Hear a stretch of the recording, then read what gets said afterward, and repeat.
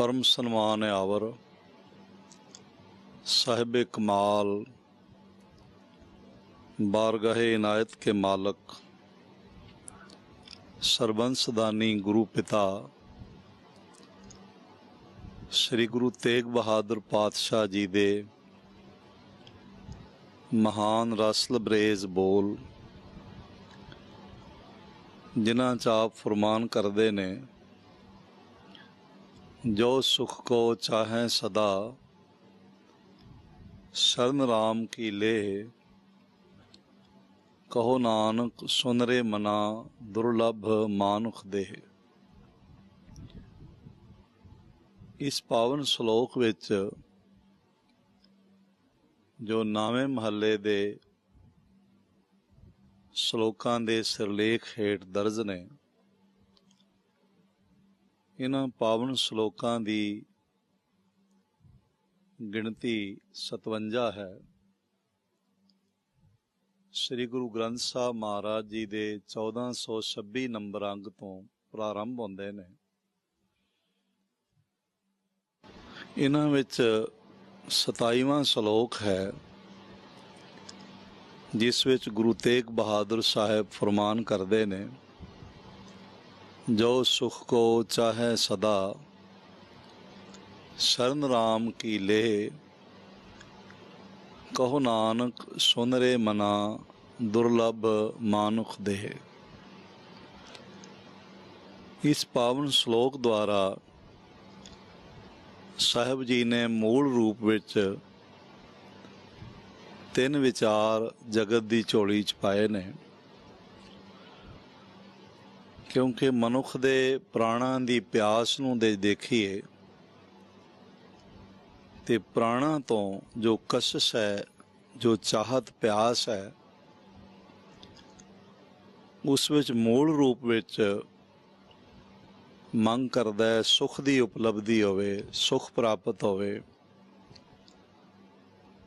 और सुख मनुख दी लोड़ भी है, पर यह गल वखरी है कि सुख है कि ते सुख किस तरह मिलेगा ते सुख कित्थों मिलेगा, ये मनुख दे बोध विच नहीं है, मनुख दे ख्याल च नहीं है। बथेरे जतन ने सुख प्राप्त होवे, जैसे महाराज जी दे अपने ही बोल हैं, जतन बहुत सुख के किए। मनुख बथेरा धन इकट्ठा कर रहा है, बथेरा ज्ञान विज्ञान इकट्ठा कर रहा है, और सारा दिन मेहनत मशक्कत कर रहा है, परिवार की भी परवाह नहीं, शरीर की सेहत की भी परवाह नहीं। सारा कुछ क्यों कर रहा है जे पूछिए तो जवाब एको ही होवेगा कि सुख चाहिए, सुख वास्ते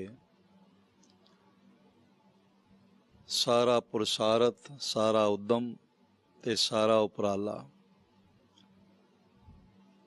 महाराज कहते ने जे वाकई तेनू सुख चाहिए, पहले तो ये समझ कि सुख है की है। आम मनुख दे सुख की परिभाषा जे देखीए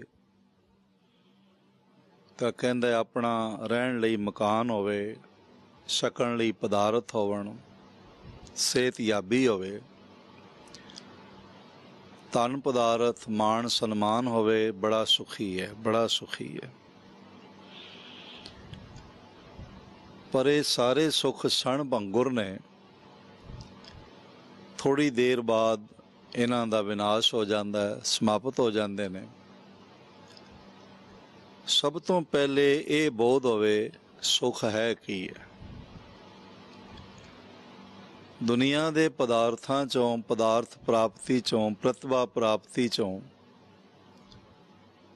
सुख लभना इस तरह ही है जिवें एक राहगीर बड़े तेज़ कदमां नाल चलदा होवे, पसीना पसीना होया होवे, ਉਸ ਨੂੰ ਵੀ ਲੱਗਦਾ ਹੈ ਕਿ ਮੈਂ ਚੱਲ ਰਿਹਾ, ਸਾਹ ਚੜ੍ਹੇ ਹੋਏ ਨੇ, ਸਾਹ ਫੁੱਲਿਆ ਹੋਇਆ। ਦੇਖਣ ਵਾਲਾ ਵੀ ਇਹੀ ਸਮਝਦਾ ਹੈ ਕਿ ਬੰਦਾ ਕਿਧਰੇ ਜਾ ਰਿਹਾ ਹੈ, ਕਿਧਰੇ ਪਹੁੰਚ ਰਿਹਾ ਹੈ, ਚੱਲ ਰਿਹਾ ਹੈ। ਪਰ ਜਿਤਨੀ ਦੇਰ ਤੱਕ ਮਨੁੱਖ ਨੂੰ ਇਹ ਪਤਾ ਨਾ ਹੋਵੇ ਮੈਂ ਜਾਣਾ ਕਿੱਥੇ ਹੈ, ਮੇਰੀ ਮੰਜ਼ਿਲ ਕੀ ਹੈ, ਉਸ ਚੱਲਣ ਨੂੰ ਚੱਲਣਾ ਨਹੀਂ ਆਖਿਆ ਜਾਂਦਾ, ਉਸ ਚੱਲਣ ਨੂੰ ਭਟਕਣਾ ਆਖਿਆ ਜਾਂਦਾ ਹੈ। ਭਟਕਿਆ ਹੋਇਆ ਮਨੁੱਖ ਦੁਨੀਆ ਦੀਆਂ ਪਦਵੀਆਂ, ਪ੍ਰਤਿਸ਼ਠਾ, ਮਾਣ ਸਨਮਾਨ, ਗਿਆਨ ਵਿਗਿਆਨ, ਸ਼ੋਹਰਤ, ਇਸ ਸਾਰੇ ਵਿੱਚੋਂ ਸੁੱਖ ਲੱਭਣਾ ਤੇ ਸੁੱਖ ਦੀ ਕਾਮਨਾ ਕਰਨਾ ਬਿਲਕੁਲ ਭਟਕੇ ਹੋਏ ਰਾਹਗੀਰ ਦੀ ਤਰ੍ਹਾਂ, ਜਿਸ ਨੂੰ ਨਹੀਂ ਪਤਾ ਕਿ ਮੇਰੀ ਮੰਜ਼ਿਲ ਕੀ ਹੈ। ਸਤਿਗੁਰੂ ਤੇਗ ਬਹਾਦਰ ਜੀ ਪਾਤਸ਼ਾਹ ਪਹਿਲਾ ਨੁਕਤਾ ਇਸ ਪਾਵਨ ਸ਼ਲੋਕ ਰਾਹੀਂ ਇਹ ਸਾਡੀ ਝੋਲੀ 'ਚ ਪਾਉਂਦੇ ਨੇ ਕਿ ਪੁਰਖਾ, ਜੇ ਤੈਨੂੰ ਸੁੱਖ ਚਾਹੀਦਾ ਹੈ ਤਾਂ ਸੁੱਖ ਉਸ ਸਭ ਜਗ੍ਹਾ ਰਮੇ ਹੋਏ ਪਰਮਾਤਮਾ ਦੇ ਚਰਨ ਸ਼ਰਨ ਵਿੱਚ ਹੈ। ਜੋ ਸੁਖ ਕੋ ਚਾਹੇ ਸਦਾ, ਸ਼ਰਨ ਰਾਮ ਕੀ ਲੇ। ਪਹਿਲੇ ਇਸ ਨੁਕਤੇ ਦਾ ਬੋਧ ਹੋਵੇ ਸੁਖ ਕੀ ਹੈ, ਦੂਜਾ ਸਮਝ ਹੋਵੇ ਸੁਖ ਕਿੱਥੇ ਮਿਲਦਾ ਹੈ। ਸੁਖ ਮਿਲੇਗਾ ਰਾਮ ਦੀ ਸ਼ਰਨ ਵਿੱਚ, ਪਾਰ ਬ੍ਰਹਮ ਪਰਮੇਸ਼ਵਰ ਦੇ ਚਰਨਾਂ ਵਿੱਚ। ਫਿਰ ਥੋੜ੍ਹਾ ਜਿਹਾ ਮਨ ਵਿੱਚ ਹੋਰ ਵੀ ਖਿਆਲ ਆਵੇਗਾ, ਪਰਮਾਤਮਾ ਦੇ ਚਰਨ ਕਿੱਥੇ ਨੇ, ਉਹਦੇ ਚਰਨਾਂ 'ਚੋਂ ਸੁੱਖ ਦੀ ਉਪਲਬਧੀ ਕੀ ਹੈ। ਪਾਰ ਬ੍ਰਹਮ ਪਰਮੇਸ਼ਰ ਦਾ ਨਾਮ ਹੀ ਪਰਮਾਤਮਾ ਦੇ ਚਰਨ ਨੇ। ਜੈਸੇ ਸਾਰਾ ਸਾਡਾ ਸਰੀਰ ਚਰਨਾਂ ਦੇ ਆਸਰੇ ਚੱਲਦਾ ਹੈ, ਬਾਜ਼ਾਰ ਜਾਣਾ ਹੈ ਚਰਨਾਂ ਨਾਲ ਚੱਲ ਕੇ ਜਾਣਾ, ਕਾਰੋਬਾਰ ਤੇ ਜਾਣਾ ਹੈ ਚਰਨਾਂ ਦੇ ਚੱਲ ਕੇ ਜਾਣਾ, ਮਿਹਨਤ ਮਸ਼ੱਕਤ ਕਰਨ ਜਾਣਾ ਹੈ ਤਾਂ ਜਾਣਾ ਕਿਵੇਂ ਹੈ, ਨਿਰਸੰਦੇਹ ਚਰਨਾਂ ਨਾਲ ਚੱਲ ਕੇ ਜਾਣਾ। ਜੈਸੇ ਸਾਡਾ ਸਾਰਾ ਸਰੀਰ ਚਰਨਾਂ ਦੇ ਆਸਰੇ ਚੱਲਦਾ ਹੈ, ਚਰਨਾਂ ਤੇ ਚੱਲ ਕੇ ਜਾਂਦਾ ਹੈ, ਇਸ ਤਰ੍ਹਾਂ ਸਾਰਾ ਬ੍ਰਹਿਮੰਡ ਪਾਰ ਬ੍ਰਹਮ ਪਰਮੇਸ਼ਰ ਦੇ ਨਾਮ ਦੇ ਆਸਰੇ ਚੱਲਦਾ ਹੈ। ਤੋ ਚਰਨ ਤੇ ਸ਼ਰਨ ਪਰਮਾਤਮਾ ਦਾ ਨਾਮ ਹੀ ਹੈ। ਨਾਮ ਨਾਲ ਜੁੜਨਾ ਹੀ ਪਰਮਾਤਮਾ ਦੇ ਚਰਨਾਂ ਨਾਲ ਜੁੜਨਾ, ਨਾਮ ਨਾਲ ਜੁੜਨਾ ਹੀ ਉਸ ਦੀ ਸ਼ਰਨ ਵਿੱਚ ਆਉਣਾ। ਜਦੋਂ ਕੋਈ ਨਾਮ ਦੀ ਸ਼ਰਨ ਵਿੱਚ ਆ ਜਾਂਦਾ ਹੈ, ਪਰਮਾਤਮਾ ਦੀ ਸ਼ਰਨ ਵਿੱਚ ਆਉਣਾ ਹੁੰਦਾ ਹੈ, ਫਿਰ ਦੁੱਖਾਂ ਦਾ ਬੋਝ ਨਹੀਂ ਰਹਿ ਜਾਂਦਾ, ਦੁੱਖਾਂ ਦਾ ਭੈ ਨਹੀਂ ਰਹਿ ਜਾਂਦਾ। ਸਾਰੇ ਭੈੜੇ ਕਰਮਾਂ ਦਾ ਨਾਸ਼ ਹੋ ਜਾਂਦਾ ਹੈ। ਜੈਸੇ ਮਹਾਨ ਰਸ ਲਬਰੇਜ਼ ਆਤਮਾ ਭਗਤ ਸਦਨਾ ਜੀ ਦੇ ਬੋਲ ਨੇ, ਕਹਿੰਦੇ ਨੇ ਤਉ ਗੁਣ ਕਹਾ ਜਗਤ ਗੁਰਾ, ਜੋ ਕਰਮ ਨ ਨਾਸੈ, ਸਿੰਘ ਸ਼ਰਨ ਕਤ ਜਾਈਐ, ਜੋ ਜੰਬੁਕ ਗਰਾਸੈ। ਹੇ ਪ੍ਰਭੂ, ਤੇਰੀ ਸ਼ਰਨ ਵਿੱਚ ਆਇਆ, ਫਿਰ ਖੋਟੇ ਕਰਮਾਂ ਦਾ ਭੈ ਨਹੀਂ ਰਹਿ ਜਾਂਦਾ, ਦੁੱਖ ਨਹੀਂ ਰਹਿ ਜਾਂਦਾ। ਜਿਵੇਂ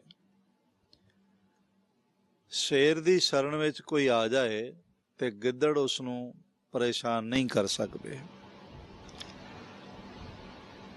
ਤੂੰ ਸਭ ਤੋਂ ਵੱਡਾ ਬਾਦਸ਼ਾਹ ਹੈ, ਤੇਰੇ ਵਰਗਾ ਕੋਈ ਬਲਸ਼ਾਲੀ, ਬਹਾਦਰ, ਨਿਰਭੈ ਦਿਖਾਈ ਨਹੀਂ ਪੈਂਦਾ। ਇਸ ਲਈ ਤੇਰੀ ਸ਼ਰਨ ਆਇਆਂ ਨੂੰ ਸੰਸਾਰ ਦੇ ਦੁੱਖਾਂ ਦਾ ਬੋਧ ਨਹੀਂ ਰਹਿ ਜਾਂਦਾ, ਪ੍ਰਭਾਵ ਨਹੀਂ ਰਹਿ ਜਾਂਦਾ, ਉਹ ਗ੍ਰਸਦੇ ਨਹੀਂ।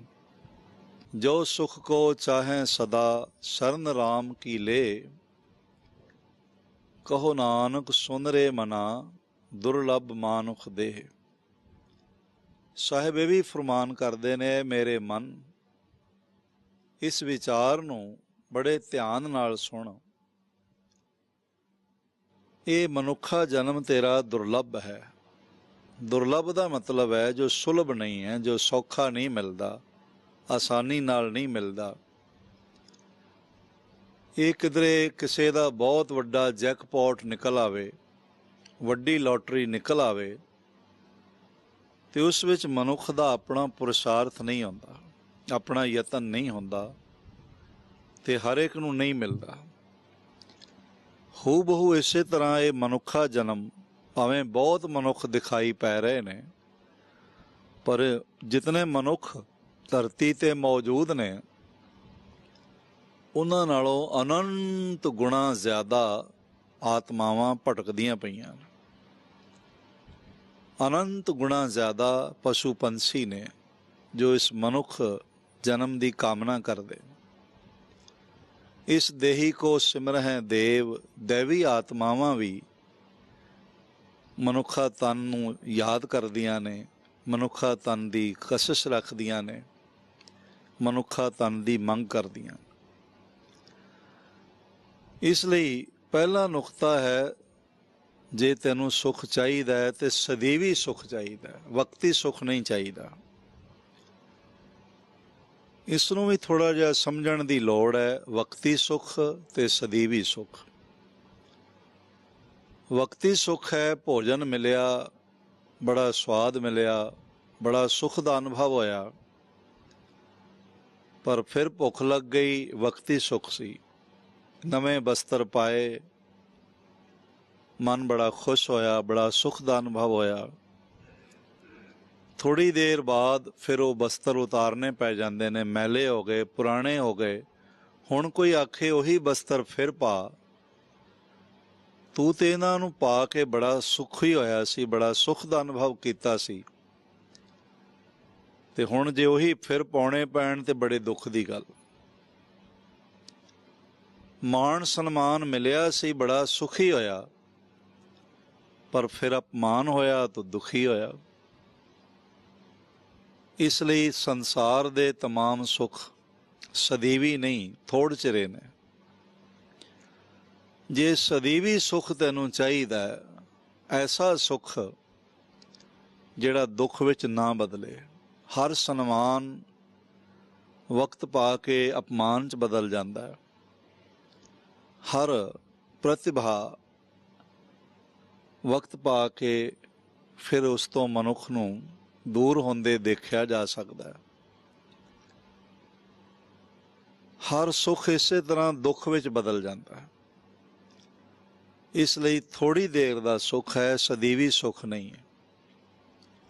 सदैवी सुख, सदा सुख जे तैनूं चाहीदा है तो फिर पार ब्रह्म परमेश्वर की शरण विच आ। शरण राम की लेह।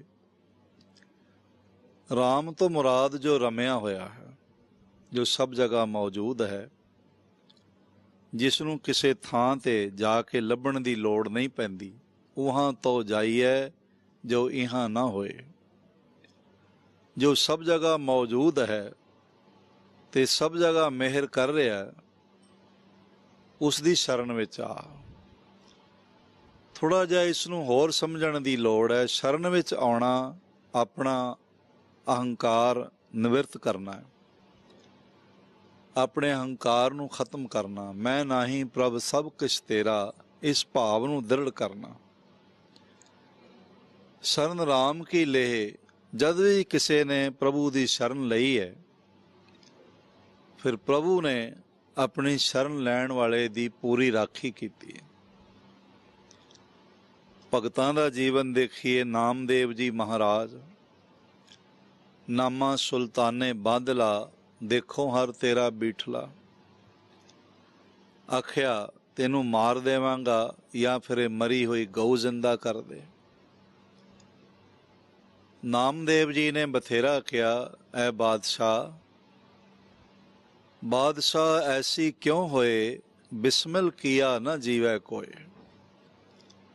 ये मरे हुए नू कौन जिंदा कर सकता। आख्या फिर मैं तेनू भी मार देवांगा।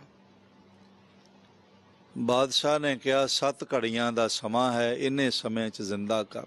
7 घड़ी जब बीती सुनी, अजय न आयो त्रिभवन तणी। ਮਾਤਾ ਨੇ ਵੀ ਬਥੇਰਾ ਕਿਹਾ ਨਾਮਦੇਵ ਛੱਡ ਪਰੇ, ਕਿਉਂ ਨਹੀਂ ਤੂੰ ਪਹਿਲੇ ਰਾਮ ਰਾਮ ਕਹਿੰਦਾ ਸੀ, ਹੁਣ ਅੱਲਾ ਅੱਲਾ ਕਹਿਣਾ ਸ਼ੁਰੂ ਕਰ। ਤੂੰ ਤੇ ਬੜੀ ਵਾਰੀ ਕਹਿੰਦਾ ਹੁੰਦਾ ਕਰੀਮਾ ਰਹੀਮਾ ਅੱਲਾ ਤੂੰ ਗਨੀ। ਨਾਮਦੇਵ ਕਹਿਣ ਲੱਗੇ ਮਾਂ ਉਹ ਮੈਂ ਆਪਣੀ ਇੱਛਾ ਨਾਲ ਕਹਿਣਾ, ਆਪਣੀ ਮਸਤੀ ਨਾਲ, ਆਪਣੇ ਆਨੰਦ ਨਾਲ ਕਹਿਣਾ, ਪਰ ਜ਼ਬਰਦਸਤੀ ਕੋਈ ਆਖਵਾਏ ਮੈਂ ਨਹੀਂ ਕਹਿੰਦਾ। ਮੈਂ ਜ਼ੁਲਮ ਨੂੰ, ਜ਼ਬਰ ਨੂੰ, ਸਿਤਮ ਨੂੰ ਪ੍ਰਵਾਨ ਨਹੀਂ ਕਰਦਾ। ਮਾਂ ਵੀ ਰੋਣ ਲੱਗ ਪਈ। ਰੁਦਨ ਕਰੇ ਨਾਮੇ ਕੀ ਮਾਏ, ਸੋੜ ਰਾਮ ਕੀ ਨਾ ਭਜੈ ਖੁਦਾਏ। ਸਾਧ ਘੜੀ ਜਬ ਬੀਤੀ ਸੁਣੀ, ਅਜੈ ਨਾ ਆਇਓ ਤ੍ਰਿਭਵਨ ਧਣੀ। ਪਾਖੰਤਣ ਬਾਜ ਬਜਾਏ ਲਾ, ਗਰੁੜ ਚੜੇ ਗੋਬਿੰਦ ਆਏ ਲਾ। ਪਾਰ ਬ੍ਰਹਮ ਪਰਮੇਸ਼ਰ ਨੇ ਭਗਤ ਦੀ ਲਾਜ ਰੱਖ ਲਈ। ਨਾਮਦੇਵ ਜੀ ਦਾ ਮੰਦਰ ਅੱਜ ਵੀ ਫਿਰਿਆ ਹੋਇਆ ਮਹਾਰਾਸ਼ਟਰ ਵਿੱਚ ਔਂਡਾ ਨਾਮ ਦੀ ਜਗ੍ਹਾ ਜਿੱਥੇ ਦਿਖਾਈ ਪੈਂਦਾ ਹੈ। ਇਸੇ ਤਰ੍ਹਾਂ ਪ੍ਰਹਿਲਾਦ ਦੀ ਰਾਖੀ ਪ੍ਰਭੂ ਦੀ ਸ਼ਰਨ ਕਰਕੇ ਹੋਈ। ਹਰ ਜੁਗ ਜੁਗ ਭਗਤੂ ਪਾਇਆ, ਪੈਜ ਰੱਖਦਾ ਆਇਆ ਰਾਮ ਰਾਜੇ। ਹਰਨਾਖਸ਼ ਦੁਸ਼ਟ ਹਰ ਮਾਰਿਆ, ਪ੍ਰਹਿਲਾਦ ਤਰਾਇਆ। ਮੁਲਤਾਨ ਦਾ ਰਾਜਾ ਸੀ ਹਰਨਕਸ਼ਿਪ, ਭਗਤ ਸੀ ਪ੍ਰਹਿਲਾਦ, ਉਸ ਦੇ ਘਰ 'ਚ ਪੈਦਾ ਹੋਇਆ। ਦੈਂਤ ਬਿਰਤੀਆਂ ਦਾ ਮਾਲਕ ਸੀ ਹਰਨਕਸ਼ਿਪ। ਭਾਈ ਗੁਰਦਾਸ ਜੀ ਦੇ ਬੋਲ ਵੀ ਨੇ, ਕਰ ਹਰਨਾਖਸ਼ ਦੈਂਤ ਦੇ, ਕੱਲਰ ਕੌਲ ਭਗਤ ਪ੍ਰਹਿਲਾਦ। ਬਥੇਰਾ ਉਸਨੇ ਡਰਾਇਆ ਧਮਕਾਇਆ, ਆਖਿਆ ਖਤਮ ਕਰ ਦੇਵਾਂਗਾ। ਪ੍ਰਹਿਲਾਦ ਨੇ ਪ੍ਰਭੂ ਦੇ ਨਾਮ ਦੀ ਸ਼ਰਨ ਪਕੜੀ ਰੱਖੀ, ਨਹੀਂ ਛੱਡੀ। ਪ੍ਰਭ ਜਲ ਥਰ ਗਿਰ ਕੀਏ ਹੈ ਪਹਾੜ, ਨਹੀਂ ਛੋਡੋ ਰੇ ਬਾਬਾ ਰਾਮ ਨਾਮ। ਮੋਕੋ ਕਾਲ ਜਾਰ ਭਾਵੇਂ ਮਾਰ ਡਾਰ। ਪਾਰ ਬ੍ਰਹਮ ਪਰਮੇਸ਼ਰ ਨੇ ਸ਼ਰਨ ਆਏ ਭਗਤ ਦੀ ਲਾਜ ਰੱਖ ਲਈ। ਇਸੇ ਤਰ੍ਹਾਂ ਹੋਰ ਵੀ ਅਨੰਤ ਉਦਾਹਰਣਾਂ ਨੇ ਜਿੱਥੇ ਪਾਰ ਬ੍ਰਹਮ ਪਰਮੇਸ਼ਰ ਨੇ ਅੱਗੇ ਹੋ ਕੇ ਆਪਣੇ ਪਿਆਰਿਆਂ ਦੀ ਲਾਜ ਰੱਖੀ ਹੈ, ਆਪਣੇ ਪਿਆਰਿਆਂ ਨੂੰ ਗਲ ਨਾਲ ਲਾਇਆ, ਉਹਨਾਂ ਦਾ ਮਾਣ ਵਧਾਇਆ।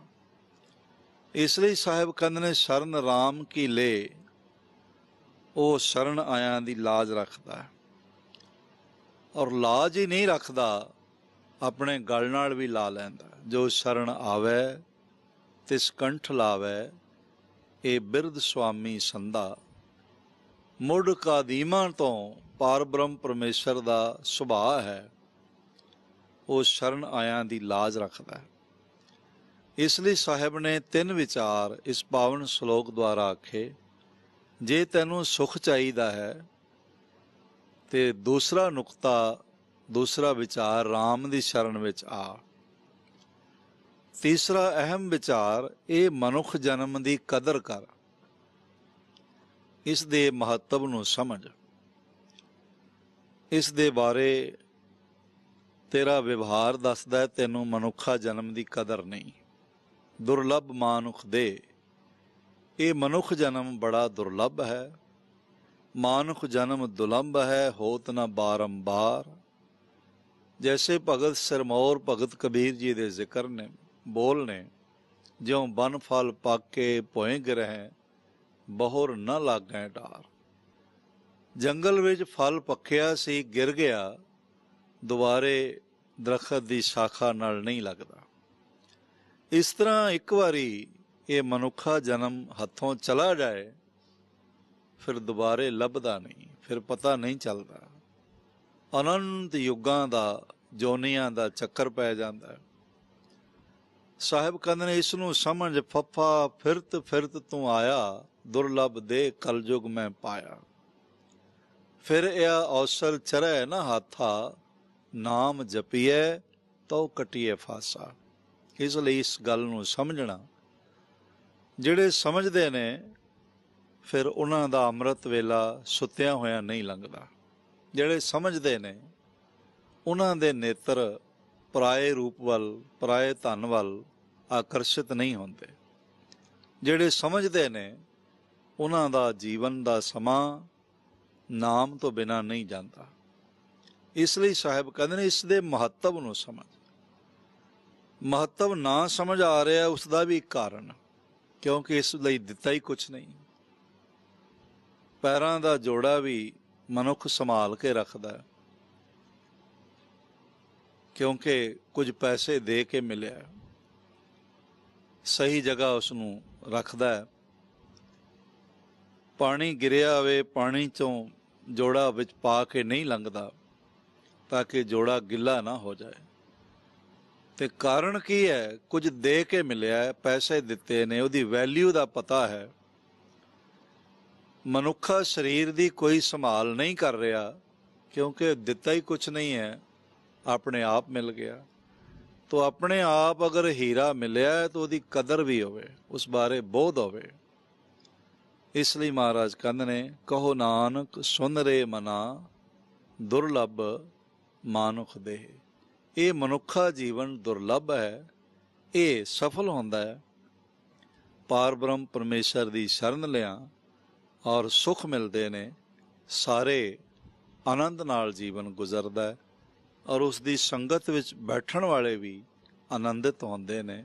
ਸਾਹਿਬ ਗੁਰੂਦੇਵ ਪਾਤਸ਼ਾਹ ਮਿਹਰਾਂ ਕਰਨ, ਬਖਸ਼ਿਸ਼ਾਂ ਭਰਿਆ ਹੱਥ ਸਿਰ 'ਤੇ ਰੱਖਣ, ਤੇ ਸਾਨੂੰ ਸਮਝ ਆਵੇ ਕਿ ਸੁੱਖ ਨਾਮ ਜਪਣ ਨਾਲ ਹੈ, ਪਰਮਾਤਮਾ ਦੀ ਚਰਨ ਸ਼ਰਨ ਵਿੱਚ ਹੈ, ਉਸ ਦਾ ਆਸਰਾ ਤੱਕਣ ਨਾਲ ਹੈ, ਔਰ ਇਹ ਮਨੁੱਖਾ ਜਨਮ ਦੁਰਲਭ ਹੈ। ਗੁਰੂ ਤੇਗ ਬਹਾਦਰ ਸਾਹਿਬ ਮਿਹਰਾਂ ਕਰਨ। ਬਾਰੰਬਾਰ ਸਭ ਦਾ ਧੰਨਵਾਦ, ਭੁੱਲ ਚੁੱਕ ਦੀ ਖਿਮਾ। ਵਾਹਿਗੁਰੂ ਜੀ ਕਾ ਖਾਲਸਾ, ਵਾਹਿਗੁਰੂ ਜੀ ਕੀ ਫਤਿਹ। ABP ਸਾਂਝਾ, ਜੋਸ਼, ਜਜ਼ਬਾ, ਜਨੂਨ।